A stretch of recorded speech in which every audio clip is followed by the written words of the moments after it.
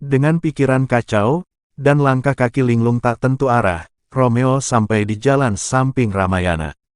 Ia baru saja akan membelokkan langkahnya hendak masuk ke gerbang pusat perbelanjaan itu, ketika ia dikejutkan oleh gerungan gas sepeda motor yang berhenti mendadak di sisinya.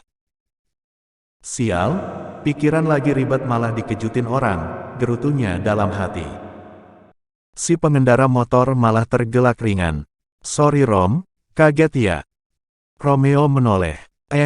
Bang Rocky, kirain orang iseng lagi belajar naik motor, sahutnya, urung marah begitu mengenali si pengendara sepeda motor. Rocky tertawa lagi, kau lagi kesal ya? Belum sempat Romeo menjawab, tiba-tiba, teet. Dan untuk kedua kalinya Romeo terlonjak kaget ketika suara klakson di belakangnya memekik nyaring. Rocky langsung menoleh ke belakang dengan ekspresi garang. Sabar dikit bung, mau ini, gertaknya seraya mengacungkan tinjunya. Si pengendara sepeda motor yang membunyikan klakson langsung menciut gentar di tempatnya, begitu mengenali Rocky, si preman besar di kawasan itu. Sudahlah bang, abang masuk duluan, antrian di belakang sudah mulai panjang tuh, Romeo menengahi, dan meneruskan langkahnya. Rocky menjalankan sepeda motornya melewati gardu parkir, masuk tanpa membayar karcis parkir, dan tak mendengar gerutuan takut-takut si petugas. Romeo berhenti dan duduk di sisi tangga masuk ke pusat perbelanjaan. Kau dari mana Rom? Tanya Rocky begitu menghampiri Romeo. Dari toko. Habis kerja, kata Rocky sambil menarik bungkus rokok dari saku celananya. Habis diberhentiin kerja bang. Rocky membanting bungkus rokok ke lantai, raut wajahnya langsung mengeras. Diberhentiin, maksudnya kau dipecat. Wah, kurang ajar bosmu itu. Sentaknya dengan nada tinggi, membuat orang-orang yang berlalu lalang di tangga itu menoleh. Namun mereka segera menarik pandangan, ketika melihat rajahan tato bergambar naga, yang membelit mulai dari pergelangan hingga ke lengan atas Rocky. Nanti abang datangin tuh orang. Untuk apa bang? Biar kau bisa kerja lagi di sana. Tak bisa bang. Kenapa tidak? Jangan khawatir, biar abang yang urus. Kau tinggal terima beres. Kau pasti bisa kerja lagi di toko itu. Romeo menghela nafas dan menghembuskannya kuat-kuat, mencoba meredakan sesak di dadanya.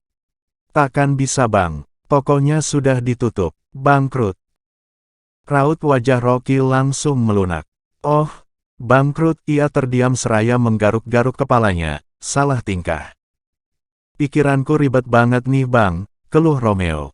Mana minggu depan harus bayar uang semesteran lagi. Uang pesangonku hanya sebulan gaji bang. Tak cukup buat bayar semesteran. Belum lagi buat biaya hidup sehari-hari. Rocky tersenyum miring. Oh, kalau masalah uang, kau tenang aja Rom, katanya sambil menepuk-nepuk bahu Romeo. Nanti abang kasih kau uang untuk membayar uang kuliahmu itu. Aku tak mau dikasih gitu aja bang, Romeo enggan diberi secara cuma-cuma. Wataknya selalu menolak pemberian tanpa kerja dan usaha. Gini aja, aku pinjam dulu uang abang. Nanti kalau aku sudah punya uang, aku kembaliin lagi sama abang. Rocky tertawa. Rom, kau kan tahu, sejak kejadian itu, aku sudah anggap kau seperti adikku sendiri. Aku berhutang nyawa sama kau. Dan dengan uang sebanyak apapun aku tak akan bisa membayar utang itu, kecuali dengan nyawaku sendiri Rom. Romeo menggeleng. Bang, tolong jangan kaitkan masalah keperluanku saat ini dengan peristiwa itu. Demi Allah, saat itu aku ikhlas menolong abang.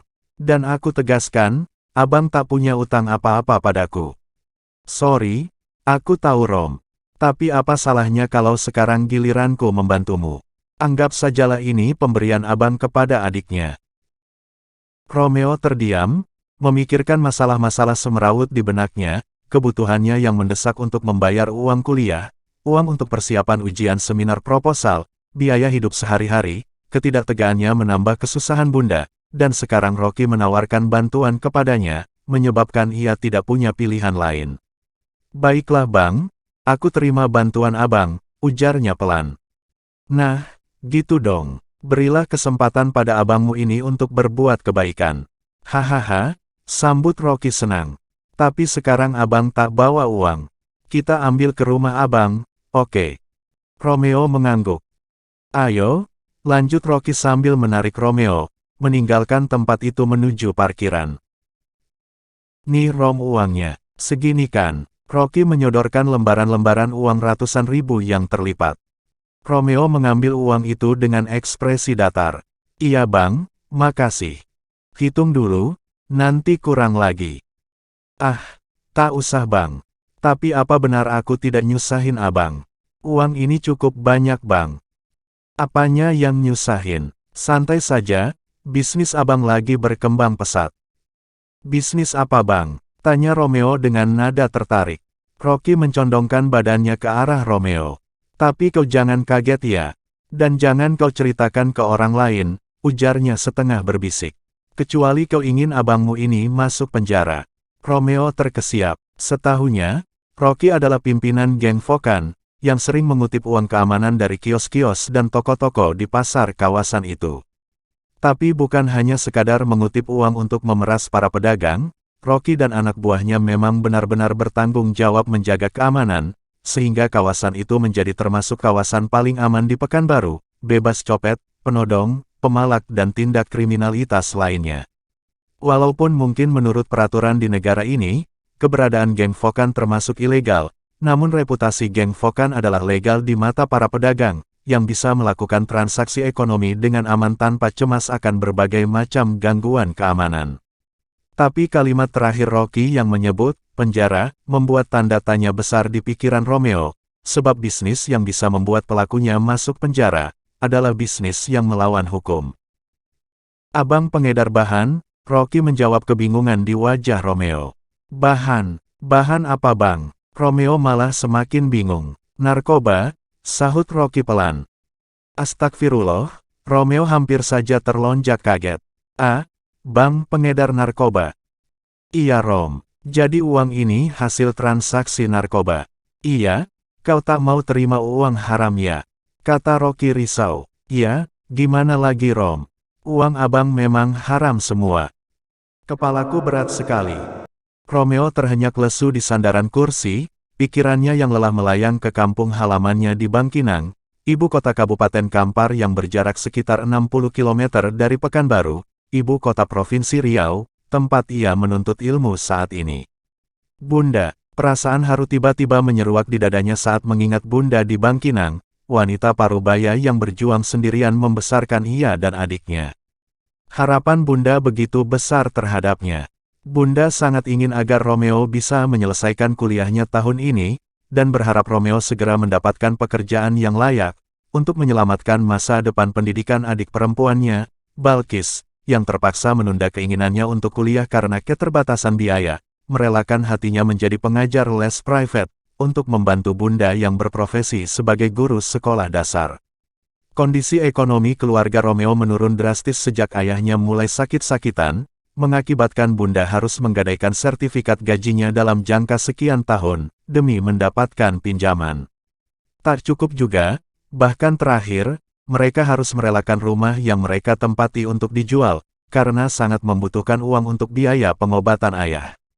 Beruntung ada seorang kerabat jauh yang baik hati, seorang kakek sekitar 70-an tahun, pensiunan pegawai kantor kecamatan, hidup sebatang kara, dan sering dipanggilnya Ato Usop itu, bersedia menampung Romeo dan keluarganya. Sampai akhirnya ketika Romeo duduk di kelas 2 SMU, ayah, pria penyabar yang sangat dikaguminya itu, harus lebih dulu mendapat giliran untuk dipanggil Allah ke sisinya. Bunda mencoba lebih tegar dan sabar, melanjutkan perjuangan ayah dalam mendidik dan membesarkan anak-anaknya. Tapi cobaan belum surut karena tak lama setelah itu, giliran Ato Usop yang berpulang ke Rahmatullah, lalu Ocu Ipen, anak tunggalnya, yang sudah puluhan tahun merantau ke Malaysia, dan tidak pernah pulang kampung, tiba-tiba kembali, mengambil alih dan menjual rumah milik ayahnya yang ditempati oleh Bunda, Romeo dan Balkis. Bunda terpaksa harus menanggung beban tambahan, biaya hidup membengkak, karena harus mengontrak rumah untuk tempat tinggal baru. Beruntung Romeo masih bisa menamatkan SMU. Setelah itu Romeo sempat mencoba merantau, ikut Andreas, temannya semasa sekolah yang pindah rumah ke Bali, untuk mencari pekerjaan di Bali, namun ia pulang kembali ke kampungnya, karena tidak betah hidup di rantau, lalu melanjutkan kuliah setelah mendapat pekerjaan di toko Pak Salman. Tapi sekarang ia pengangguran. Dari mana lagi sumber biaya kuliah, dan biaya hidupnya sehari-hari di Pekanbaru? Beban semakin berat menghimpit kepalanya. Aku tak mau menyusahkan Bunda, tiba-tiba Romeo bergumam lirih, tapi rahangnya mengeras dan tangannya terkepal erat. Kenapa Rom? Tanya Rocky heran. Jangan khawatir Rom, uang yang kuberikan itu tak akan membuatmu masuk penjara. Kalaupun aku tertangkap saat transaksi dan masuk penjara, aku tak akan membawa-bawa namamu. Aku tak akan menjerumuskanmu. Romeo menunduk, memejamkan matanya, menyusul barisan masalah yang berlalu lalang di benaknya, barisan yang berubah menjadi gumpalan aura hitam yang mendesak masuk ke dalam pikirannya. Apa boleh buat, hal ini terpaksa kulakukan. Geram batinnya, dan detik itu juga, Romeo telah membuat keputusan singkat, keputusan konyol yang membuatnya terjun bebas ke dunia hitam dan mengarungi gelapnya lumpur dosa. Abang tidak menjerumuskanku, tapi akulah yang akan menjerumuskan diriku sendiri. Rocky tertegun, berpikir risau. Apa pula yang dikatakan anak ini? Romeo mengangkat pandangannya. Bang, aku akan bergabung dengan geng Fokan, katanya dengan hati pedih dan masih dengan ekspresi wajah yang mengeras. Aku tak bisa terima uang gratisan bang, karena itu aku juga akan ikut abang berbisnis jualan bahan. Kali ini Rocky ternganga mendengar keputusan mendadak Romeo. Rom, pikir-pikir dulu 1000 kali.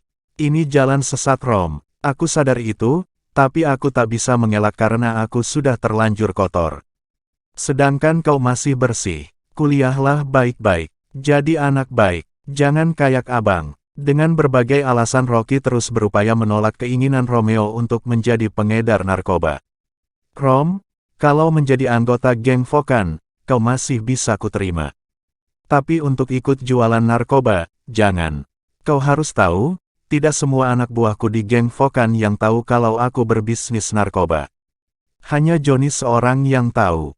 Kau tak usah ikut bertransaksi narkoba, terlalu berbahaya buatmu. Kalau kau perlu uang, nanti abang kasih. Bang, sudah kubilang, aku tak mau terima uang gratisan. Rom, jangan buat aku jadi serba salah. Apa abang memang sungguh-sungguh menganggap aku sebagai adik abang? Ya pastilah. Kalau gitu, izinkan aku ikut bisnis abang itu. Tapi seorang abang tak akan menjerumuskan adiknya Rom.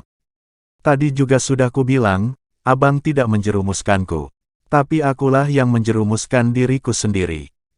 Rocky mendesah gelisah. Terserah kaulah Rom, sahutnya pasrah. Jadi abang setuju kalau aku bergabung dengan geng Fokan, dan ikut berbisnis bahan? Ya, jawab Rocky pendek seraya menghembuskan nafasnya. Satu lagi orang yang kujerumuskan ke lembah dosa. Habislah aku, semakin banyak dosaku,